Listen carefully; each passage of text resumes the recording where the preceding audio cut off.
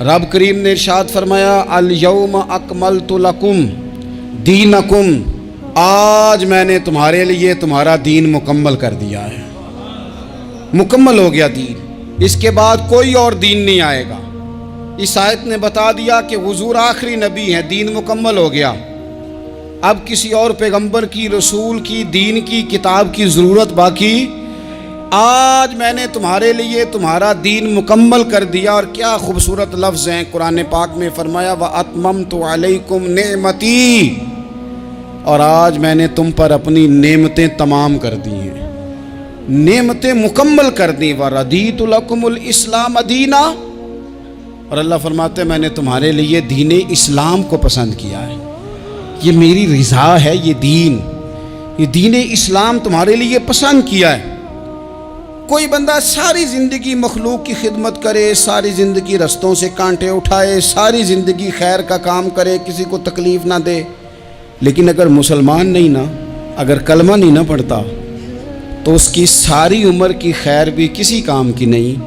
اس لیے کہ رب فرماتا ہے جڑ دین اسلام ہے، جڑ ہوگی تو پھر شاخیں قبول کی جائیں گی نا، تو اگر جڑ ہی سرے سے نہیں ہے تو خیر کرنے کا معنی۔ کچھ لوگ کفار کی، مشرکین کی تعریف کرتے ہیں کہ جناب بلے بلے اتنے ویلفیئر کام ہو رہے ہیں، تو یاد رکھو سب سے ضروری جڑ ہے۔ قرآن پاک میں رب تعالیٰ نے منافقین، مشرکین اور کفار کے اعمال کی بنیاد اس طرح کی بتائی ہے کہ جس طرح پتھر پر تھوڑی گرد پڑ جائے، ذرا ہوا کا جھونکا ہے یا بارش آئے تو پتھر صاف کا صاف ہو جاتا ہے۔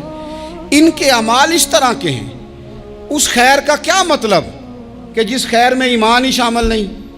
جب تک بندہ مومن نہ ہو اس کا کوئی عمل بھی اللہ کی بارگاہ میں قابل قبول نہیں ہوتا۔ یہ آیت نازل ہو گئی، فرمایا دین مکمل ہو گیا۔ او میرے بھائیو، خدا را سوچو، کوئی شے مکمل نہیں دنیا میں، کوئی شے بھی۔ کروڑوں کا مکان بنا لو پھر بھی کوئی نہ کوئی نقص نکل ہی آتا ہے۔ کوئی دنیا میں شے مکمل ہے ہی نہیں۔ اگر کوئی شے مکمل ہے تو وہ مدینے والے رسول کا دین مکمل ہے۔ مکمل، جب ہم کہتے ہیں نا مکمل دین، تو لوگ سمجھتے ہیں تو شاید سادی سی بات ہے۔ یہ وہ والی بات ہے جو دنیا میں کہیں نہیں پائی جاتی۔ جب یہ آیت نازل ہوئی تھی نا، تو بخاری میں موجود ہے، ایک بہت بڑا یہودیوں کا عالم حضرت عمر فاروق رضی اللہ تعالیٰ عنہ سے کہنے لگا یہ جو تم پر آیت نازل ہوئی ہے نا کہ دین مکمل ہو گیا، یہ اگر ہم پر نازل ہوتی نا تو جس دن یہ آیت نازل ہوئی ہوتی ہم نے ہر سال اسی دن کو عید بنا لینا تھا کہ دین مکمل ہو گیا۔ الیوم اکملت لکم دینکم، دین مکمل ہو گیا، ہم تو عید بنا لیتے۔ تو حضرت عمر کہنے لگے ہم پر بھی بڑا فضل ہے، جس دن آیت نازل ہوئی تھی عرفہ کا دن بھی تھا اور جمعے کا دن بھی تھا، ایک نہیں دو عیدیں تھیں مسلمانوں کی، دو عیدیں تھیں مسلمانوں کی، دو۔ عزیز بھائی، دین مکمل اللہ نے دیا۔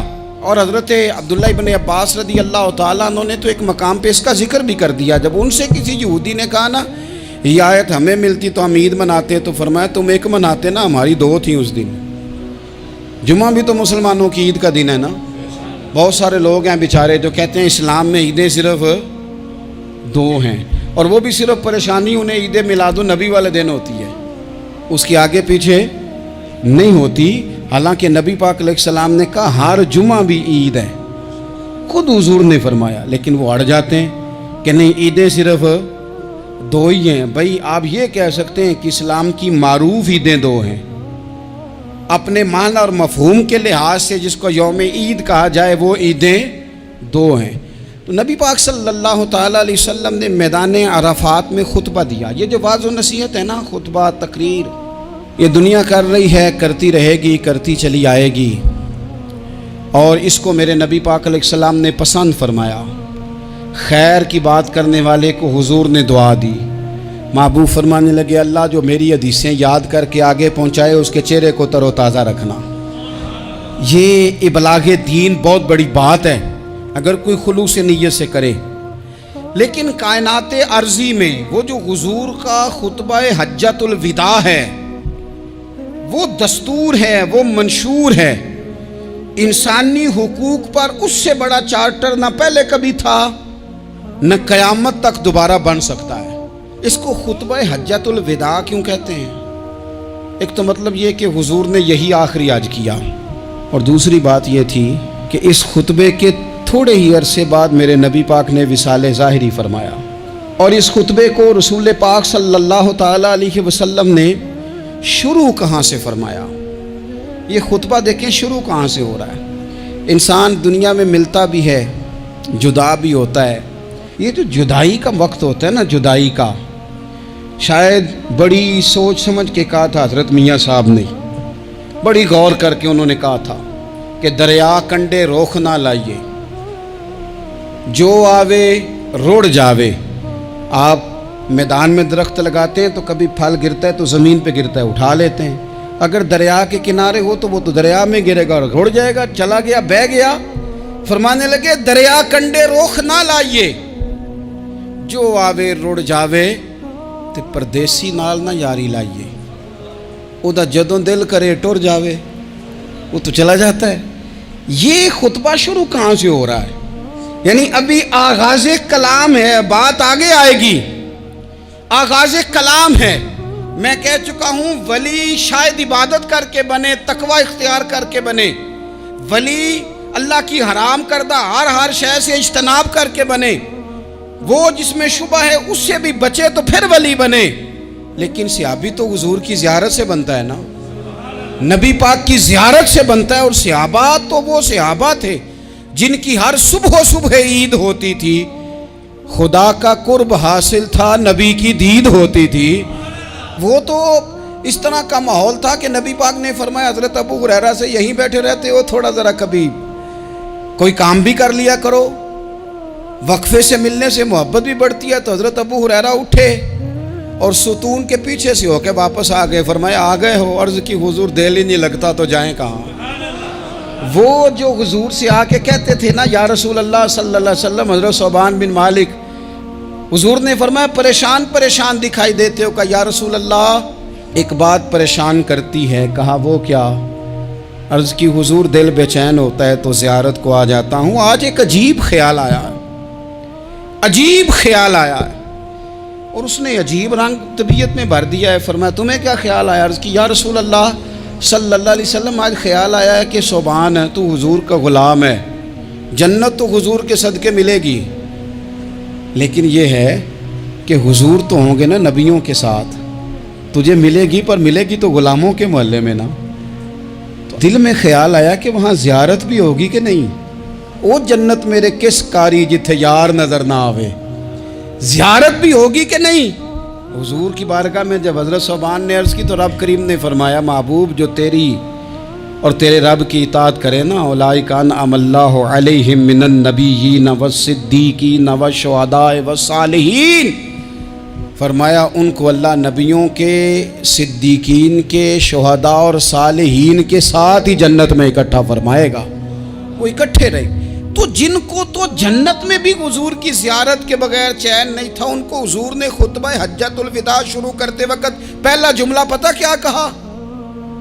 حضور اونٹنی پہ ہیں، احرام باندھا ہوا ہے، 1,40,000 کم و بیش غلام سامنے کھڑے، عرفات کا میدان۔ محبوب فرمانے لگے پہلا جملہ، جو درد والے تھے وہ تڑپ گئے، یہ سارے درد والے تھے لیکن کچھ زیادہ مزاج شناس تھے۔ محبوب نے پہلا جملہ کہا، حضور فرمانے لگے لوگو جس طرح آج اکٹھے ہوئے ہیں شاید اس کے بعد دوبارہ ہم اکٹھے نہ ہوں۔ پہلا اعلان ہی کر دیا کہ یہ تمہارے ساتھ جو آج خطبہ ہے نا، اس میں اشارہ دے دیا کہ دوبارہ نہیں جمع ہوگے، اگلا حج نہیں کرنا، بس ختم ہوئی بات۔ یہ آخری پہلی بات ہی حضور نے یہ بیان کی۔ اب وہ اتنے دل نرم ہو گئے حضور کی بات سن کے، آنکھوں میں آنسو اس طرح آ گئے، طبیعت کا ملان اتنا بڑھ گیا کہ ہر ایک کا دل کشکول بن گیا، ہر طرف سے آہیں اور سسکیاں ہیں کہ حضور کے وہ جملے یوں صحابہ لے رہے تھے جب آپ سے کوئی کہہ دے کہ بھائی یہ وقت بس آخری ملاقات کا ہے، تو پھر انہوں نے وہ تو حضور کی ہر بات ہی توجہ سے سنتے تھے، پر یہاں جو انداز بن گیا وہ انوکھا بن گیا۔ فرمایا شاید دوبارہ ملاقات نہ ہو۔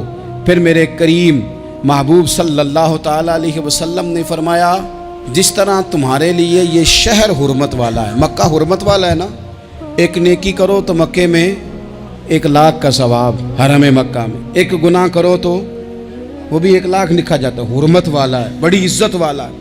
फरमाया जिस तरह ये घर इज्जत वाला है काबा, जिस तरह ये शहर इज्जत वाला है, फरमाया जिस तरह आज का दिन हुर्मत वाला है। मुसलमानों, मैं तुम्हें बता के जा रहा हूं, तुम्हें समझा रहा हूं, इसी तरह मैंने तुम सब पर एक दूसरे के माल और इज्जत को हुर्मत वाला कर दिया है। और सहाबा को ना हुजूर ने पहले ये सबक पूरा हुजूर ने पूछा, ये भी ज़रा कमाल है, ये बुखारी मुस्लिम की हदीस है। हुजूर ने सहाबा से पूछा, 9 ज़िलहज है, जुमे का दिन है, ज़िलहज का महीना है, सबको पता है, लेकिन ना आप जुमा पढ़ने हैं तो मैं आपसे कहूँ कि आज आप कौन सा दिन है, तो आप कहेंगे जनाब जुमा है, अजीब आदमी है, जुमा पढ़ा रहे हो। लेकिन जो सहाबा का अंदाज है वो और है। हुजूर ने पूछा, आज ये कौन सा महीना है? ये अदब है, ये मकाम है, ये वो मकाम है जहाँ बहुत सारे सिर्फ अकल वाले बंदे जो होते हैं ना, वो बेचारे गिरते पड़ते हैं, कहते हैं जी बात आती हो तो बतानी चाहिए, ये क्या बात हुई जी, बंदा बोले ही ना, ये क्या लेकिन कुछ लोग ऐसे हैं जिनका धारा अदब कुछ और होता है, उन्हें ढेरों बातें भी आती हों तो हर जगह बात करने की नहीं होती, सब जगह कहानियां सुनाने की नहीं होती। हुजूर ने फरमाया कौन सा महीना है? कुर्बान जाए। भैया को जुबान होके कहने लगे वल्लाहु व रसूलहु आलम, अल्लाह जाने, अल्लाह का रसूल जाने। सानू ते कैद सज्जन दा गहना है, ओ जिंज रखे असा उंज रहना है, हमें क्या पता। पूछा किसी ने, लिखा है सूफिया ने, किसी ने पूछा, ओए तुम्हें पता नहीं, कहने लगे चुप कर, हमें क्या पता कौन सा महीना है। तो हुजूर ने फरमाया आज तारीख कौन सी है? भाई साहब को पता था ना 9 ज़िलहज को ही हज होता है, कौन सी तारीख है? कहा वल्लाहु व रसूलहु आलम, अल्लाह जाने, अल्लाह का रसूल जाने। कुर्बान जाए। हुजूर ने पूछा दिन कौन सा है? सबको पता है जुम्मा है, कहने लगे वल्लाहु व रसूलहु आलम, अल्लाह जाने और अल्लाह का। वो सहाबा बता क्यों नहीं रहे? तो अहले मोहब्बत कहते हैं सहाबा का जवाब ये था, हमें कोई महीनों से गरज है, हमें कोई दिन से गरज है, हमें कोई तारीख से गरज है। हाजियो आओ शहनशाह का रोजा देखो, काबा तो देख चुके, काबे का भी काबा देखो, हमें तो महबूब से गरज है। महीना था ज़िलहज का, अगर हुजूर कह देते ज़िलहज नहीं ज़ीक़ाद है तो हमने ज़ीक़ाद ही बना लेना था। तारीख थी 9, अगर हुजूर फरमा देते 11 है तो हमने 11 ही बना लेनी थी। दिन था जुमे का, अगर हुजूर कहते पीर है तो हमें क्या लगे, हमें तो महबूब की रज़ा चाहिए। आप देखें ना, एक सहाबी के हाथ ज़रा लंबे थे तो हुजूर ने फरमाया या ज़ुल यदैन, ओ लंबे हाथों वाले। उनसे कोई पूछता नाम क्या है तो कहते मेरा नाम है 2 हाथों वाला। ओ भाई मेरे भी 2 हैं, तू क्यों 2 हाथों वाला? कहने लगे ये नहीं मुझे पता, मुझे नबी पाक ने कहा 2 हाथों वाला। तो ठीक हो गई, जो हुजूर ने नाम रख दिया। तो हुजूर सैयद आलम ने पूछा, फिर हुजूर ने हुर्मत याद कराई, फरमाया याद रखो ये दिन भी बड़ी इज्जत वाला है, जुम्मे का है, ये महीना भी बड़ी हुर्मत वाला है, ज़िलहज का है, ये तारीख भी बड़ी हुर्मत वाली है। लेकिन फरमाया जिस तरह इस दिन की, इस शहर की, इस महीने की तुमने इज्जत करनी है, इसी तरह एक दूसरे के माल का, एक दूसरे की इज्जत का तुमने पास करना। मुसलमान भाइयों, खुदारा ये हुजूर कह रहे हैं यार, नबी पाक ने काबा के सामने खड़े होके फरमाया बैतुल्लाह तेरी बड़ी शान है, तेरा बड़ा मर्तबा है, लेकिन फरमाया मेरे मोमिन की इज्जत रब की नजर में काबे से भी ज्यादा है। हम कैसे बैठ के यार, हम कैसे जुर्रत करते हैं किसी की पगड़ी खोलने की कोने में बैठ के? हम अपने घर बैठ के किसी पर तबसरा कर गए, किसी बंदा मोमिन की इज्जत उछाल गए, बिल्कुल पता नहीं था बात का और हमने कहानी बना दी पूरी की पूरी, दास्तान सराई कर गए। सुबह से शाम तक हमारी गपशप का उन्वान क्या है? किसी न किसी का शिकवा, किसी न किसी की शिकायत, ये हमारी गपशप है। खुदारा हुजूर ने तो खुतबा हज्जतुल विदा में पहला सबक ये दिया था कि मेरे जाने के बाद एक दूसरे की इज्जत करना, और इसी खुतबे में एक जगह पे फरमाया ये ना हो कि मेरे जाने के बाद तुम एक दूसरे की गर्दनें मारने लग जाओ, एक दूसरे की इज्जतों का ख्याल करना, पास करना। मुसलमानों, मेरे अजीज़ भाइयों, बुज़ुर्गों, इज्जतों का दिफा शुरू करें। थोड़ी देर के लिए अपनी ज़ुबान लोगों के ऊपर तबसरा करने से कंट्रोल में लाएं। کچھ چیزیں ایسی، میں مختلف شہروں میں جاتا ہوں، جس شہر میں گئے وہاں لوگوں نے یہ کہا جناب یہاں جو مولانا ہے نا، بعض لوگ یہ باتیں بڑی چسکے لے کے سنتے ہیں، یہاں جو مولانا ہے نا وہ کچھ نہیں کرتے، آپ بڑے اچھے ہیں، یہاں جو پیر صاحب ہیں وہ بڑے گڑبڑ ہیں، آپ بڑے اچھے ہیں۔ تو میں ان سے کہتا ہوں کہ میں اس لیے اچھا ہوں کہ میں تھوڑی دیر کے لیے آیا ہوں، میں نے چلے جانا ہے۔ اور دوسری بات یہ کہ مجھے آپ جتنا مرضی اچھا کہہ لیں، میں نے رخصت ہو جانا ہے 2-3 گھنٹوں کے بعد۔ یہاں جس آدمی کا آپ شکوہ کر رہے ہیں نا، آپ اس کو جنازے کے لیے خبر کریں نہ کریں، اسے پتہ چل گیا نا محلے میں جنازہ ہو گیا ہے، تو اسے کوئی کام بھی ہوا تو اس نے کہنا یار نہیں محلے میں فوتگی ہوگی، میں نے جنازہ پڑھانا ہے، اس نے جانا نہیں۔ تو کمزوریاں تو سب جگہ ہوتی ہیں، لیکن ان کمزوریوں کی وجہ سے آپس میں بغض پیدا کر لیا جائے گا۔ اور پھر کمال بات ہے نا کہ اپنی ساری کمزوریوں سمیت اپنے آپ سے پیار ہے، اپنے آپ سے محبت ہے، اور دوسرے کی ایک کا پتہ چل جائے تو ہمیں گھن آنے لگ جاتی۔ تو حضور نے خطبہ حجت الوداع کے موقع پر یہ بات ارشاد فرمائی۔ دوسرا حضور نے فرمایا لوگوں یاد رکھنا، یہ خطبہ حجت الوداع میں نبی پاک نے فرمایا، یہ حضور خطبہ دے رہے ہیں، اور اس وقت دے رہے ہیں جب حضور صحابہ کو بتا چکے ہیں کہ یہ آخری ملاقات ہے، جو دور دراز سے آئے ہیں ان کو بتایا ہے کہ یہ میری تمہاری جو مجلس ہے، جو محفل ہے، جو تم سے بات ہو رہی ہے، یہ آخری ہے۔ محبوب فرمانے لگے لوگوں یاد رکھنا قیامت قائم ہوگی۔ ان جملوں کا حسن ملاحظہ کر لیں۔ فرمایا قیامت قائم ہوگی، تم اپنے رب سے ملاقات کرو گے، اور فرمایا تمہارا رب تم سے تمہارے اعمال کے بارے میں پوچھے گا۔ یہ خطبہ حجت الوداع میں کریم نے فرمایا۔ صبح تم اٹھے، کیا عمل کیا، اللہ پوچھے گا۔ کسی سے ملاقات ہوئی، طرز کیا تھی، سوچ کیا تھی، اللہ پوچھے گا۔ لین دین میں کیا معاملات تھے، تمہارے اعمال کے، اللہ سے ملاقات ہوگی، وہ کھڑا کر کے پوچھے گا۔ اور حدیث میں کئی جگہ پہ حضور نے فرمایا وہ تم سے سوال کرے گا، تمہیں جواب دینا ہے۔ میرے عزیز بھائیوں، تیار رہنا چاہیے، تیار۔ ہم نا منت کرتے ہیں آخری دن ہو نا، تنخواہ دار لوگ کہتے ہیں یار یہ آخری ایام چل رہے ہیں، کوئی خرچہ نہ بتاؤ، اس لیے کہ حساب کے متھے لگنا ہے۔ آخری دنوں میں، بجٹ کے دنوں میں لوگ پریشان ہوتے ہیں کہ حساب دینا ہے۔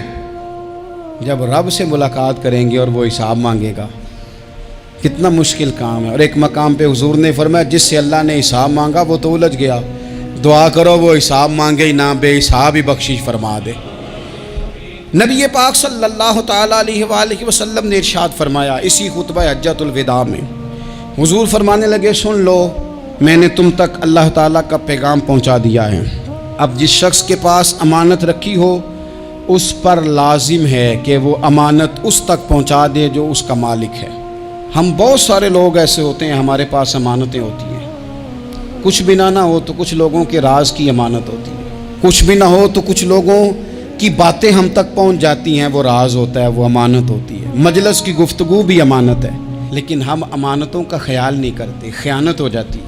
بہت محتاط ہو کر اپنی زندگی میں امانتوں کا خیال کیا جائے۔ یا ایھا الذین آمنوا لا تخونوا اللہ والرسول وتخونوا اماناتکم وانتم تعلمون۔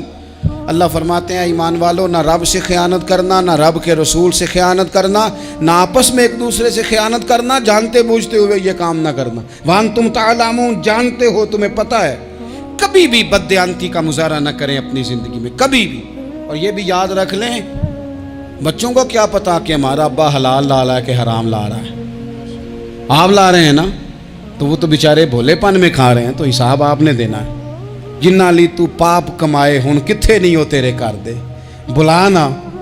تو بچوں کا تو یہ معاملہ ہے بھائی، اللہ ماشاءاللہ کہ وہ وقت پہ ہی، شادی کے 10-15 دن کے بعد ہی ان کو پیغام مل جاتا ہے کہ اگر ہمارا علیحدہ گھر ہو تو میں مرضی سے سجاؤں، تو میں مرضی سے سنواروں، تو میرا کوئی مطلب اپنا سلسلہ ہو، تو بڑے ٹائم پہ ساری باتیں شروع ہو جاتی ہیں، وہ تو معاملہ ہی بالکل اور ہے۔ تو بالکل کسی بھی امانت میں کبھی بھی خیانت کرنے کی کوشش نہ کریں، اور یاد رکھیں مال حرام جہاں آتا ہے وہاں بڑی تباہی آتی ہے، جہاں لوگ بددیانت ہو جاتے ہیں وہاں معاملات بڑے خراب ہو جاتے ہیں۔ اللہ تبارک و تعالیٰ دیانتداری کی توفیق عطا فرمائے۔ حضور نے خطبہ حجت الوداع کے موقع پر فرمایا میں نے آج جاہلیت کے سارے سود ختم کر دیے۔ نبی پاک میدان عرفات میں کھڑے ہو کے فرمانے لگے جس بندے نے بھی کسی سے پیسے لیے ہیں وہ اصل رقم دے گا، زائد نہیں دے گا۔ حضور کے بڑے قریبی تھے ایک، فرمایا انہوں نے بھی کچھ لوگوں سے پیسے لیے ہوئے، چونکہ وہ سب لوگ کرتے تھے، حرام ہی نہیں تھا۔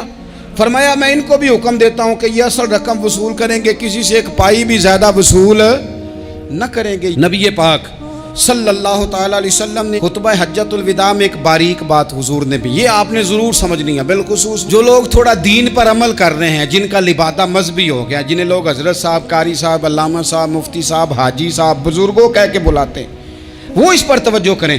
میرے نبی پاک صلی اللہ علیہ وسلم نے خطبہ حجۃ الوداع کے موقع پہ ارشاد فرمایا، لوگو شیطان اب مایوس ہو گیا ہے، وہ تم سے بتوں کی پوجا نہیں کرا سکے گا، ہاں وہ تمہیں چھوٹے چھوٹے گناہوں میں مبتلا کرے گا، وہ تم سے چھوٹے چھوٹے عیب کرائے گا، تم سمجھو گے یہ تو غلطی کوئی نہیں، فرمایا اس سے بچ کے رہنا۔ اب وہ مایوس ہو گیا، بتوں کی پوجا نہیں کرا سکتا، تمہیں اپنی پوجا نہیں کرا سکتا، لیکن چھوٹی چھوٹی غلطیاں، ایک مقام پہ فرمایا نا، چھوٹا گناہ ہونا تو مومن اسے پہاڑ سمجھتا ہے، اتنا بڑا ہو گیا، اور منافق کہتا ہے یہ تو کچھ بھی نہیں۔ تو اپنی زندگی کے اندر چھوٹی چھوٹی کوتاہیاں، حضرت سعدی فرمایا کرتے تھے سیلاب اچانک نہیں آتے، پہلے چھوٹا سا سوراخ ہوتا ہے دریا کے کنارے، اسے بند نہ کیا جائے پھر بڑا ہو جاتا ہے، پھر وہ ٹائم آتا ہے کہ بند ٹوٹ جاتا ہے، بستیاں ڈوب جاتی ہیں۔ پہلے چھوٹا گناہ انسان کرتا ہے، چھوٹا، پھر اس سے آگے بڑھتا جاتا ہے اور بڑی بڑی غلطیاں ہوتی ہیں۔ اللہ تبارک و تعالی ہمیں رائی کے دانے کے برابر بھی غلطی کرنے سے محفوظ فرمائے۔ نبی پاک صلی اللہ تعالیٰ علیہ وسلم نے اسی موقع پر ارشاد فرمایا، لوگو اللہ سے ڈرتے رہنا، اور میں تمہیں عورتوں کے ساتھ بھلائی کی وصیت کرتا ہوں۔ فرمایا رب نے تمہیں اختیار دیا ہے، عورتیں تمہارے سپرد کی ہیں، ان سے اچھا سلوک کرنا۔ فرمایا اگر کبھی کوئی ان پر تمہیں سختی کرنی بھی پڑے تو اتنی کرنا جتنی ان کی غلطی ہو، ان سے درگزر کرنا، ان سے پیار کرنا۔ اسلام نے خاتون کو باقاعدہ حقوق دیے، باقاعدہ، صحیح بخاری میں حدیث ہے۔ یہ جو نوجوان ہیں، مطالعہ کرنے والے، پڑھنے سننے سمجھنے والے، یاد رکھا کریں ان چیزوں کو۔ حضرت بریرہ رضی اللہ تعالیٰ عنہ حضرت عائشہ صدیقہ کی کنیزہ ہیں، حضرت مغیث رضی اللہ تعالیٰ عنہ ایک صحابی ہیں، ان کی وہ اہلیہ ہیں، وہ اپنے خامد سے علیحدگی چاہتی تھی، ان کے خامد بڑی محبت کرتے تھے، علیحدہ ہونا نہیں چاہتے تھے، خاتون رہنا نہیں چاہتی تھی۔ انہوں نے بڑی سفارشیں کرائیں کہ میرا خامد، میری بیوی مجھ سے صلح کر لے، حالانکہ وہ خاتون کنیز ہیں، خادمہ ہیں، کوئی بڑے قبیلے سے بظاہر تعلق نہیں۔ بالآخر انہوں نے گزارش کی، سیدہ عائشہ صدیقہ رضی اللہ تعالیٰ عنہ سے کہا، کچھ اور ذرائع اختیار کیے۔ حضرت مغیث نے رضی اللہ تعالیٰ عنہ، ان کے شوہر نے، کہ نبی پاک علیہ السلام کی خدمت میں عرض کریں، حضور میری سفارش کریں کہ یہ مجھ سے صلح کر لیں۔ تو نبی پاک علیہ السلام نے حضرت بریرہ رضی اللہ تعالیٰ عنہ جو کنیزہ ہیں، خادمہ ہیں، ان کو بلا کے کہا تمہارا خامد صلح کرنا چاہتا ہے۔ یہاں برادری کا بڑا کے کہتا ہے پتر وہ میری بھی نہیں تو گال رکھنی، وہ میرے ککھاں دا بھی نہیں تو، وہ کیا کہہ رہے ہیں آپ؟ اللہ نے اسے حق دیا ہے، اور جسے حق اللہ دے اس کا رسول دے، اس سے کون ہوتا ہے کوئی حق چھیننے والا؟ نبی پاک صلی اللہ علیہ وسلم نے حضرت بریرہ سے کہا تمہارا خامد صلح کرنا چاہتا ہے اور وہ روتا ہے تمہارے لیے، اور اس نے بڑی سفارشیں کی ہیں، تم اس سے صلح کر لو۔ حضرت بریرہ رضی اللہ تعالیٰ عنہ عرض کرنے لگی، یا رسول اللہ صلی اللہ علیہ وسلم آپ جو حکم کریں میں حاضر ہوں، ایک بات پوچھ سکتی ہوں؟ ایک گزارش کر لوں؟ ایک صرف حضور میرا بولیا چولیا معاف کری، ایک بات کر لوں؟ تو کہا کرو۔ عرض کی یا رسول اللہ یہ آپ کا حکم ہے یا مشورہ ہے؟ یہ محبوب کی بات ہے، محبوب کی۔ کوئی بزرگ کیوں جبر کرتا ہے کسی پہ؟ کوئی حضرت شیخ کیوں کہتے ہیں زبردستی عورت کو کہ تو جا؟ نبی پاک صلی اللہ علیہ وسلم نے فرمایا صلح کر لے۔ یا رسول اللہ ایک بات عرض کروں؟ کرو۔ حضور حکم ہے کہ مشورہ ہے؟ تو نبی پاک نے فرمایا نہیں، مشورہ ہے۔ تم عاقلہ ہو، بالغہ ہو، اسلام تمہیں با اختیار کرتا ہے، چاہو تو رہو، چاہو تو خلا لے لو۔ عرض کرنے لگی حضور اگر مشورہ ہے تو پھر میں مغیث سے صلح نہیں کرنا چاہتی۔ میرے محبوب نے فرمایا تو جس حال میں راضی ہے میں بھی راضی ہوں۔ ٹھیک ہو گئی بات، ختم ہو گئی۔ حضور نے کوئی زور نہیں، اتنے اسلام حقوق دیتا ہے عورت کو، کسی کو اجازت نہیں کہ وہ جبر کرے، وہ ظلم کرے۔ میں آ گیا ہوں صلح نہیں کرنی، بے تو کیوں آیا ہے؟ تو نے وقت گزارنا ہے، جانے وہ خاوند کس طرح کا ہو۔ تو نبی پاک صلی اللہ علیہ وسلم نے خطبہ حجۃ الوداع کے موقع پر فرمایا عورتوں کے ساتھ اچھا سلوک کرنا۔ اللہ تبارک و تعالی جو حج پڑھا جا رہا ہے اس کے صدقے پوری امت پر اپنا فضل فرمائے۔